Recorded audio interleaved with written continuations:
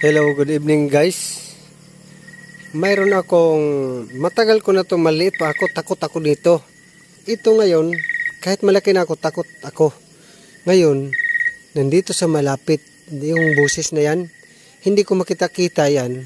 Kaya nung kanina, nandito sa malapit sa highway, yung bahay namin doon sa malayo, yun, yung bahay namin doon. Dito siya sa highway, dito. Inano ko talaga kung anong hitsura niya. Ito pala, pag makita ko ngayon yan, sana makita ko, kanina nakita ko ngayon guys. Asa na kayo ngayon? Lumipat yata ng kuhan.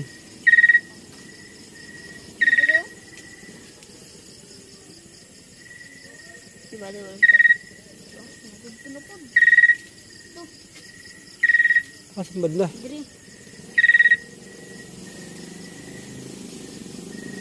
Huwag ka lumapit.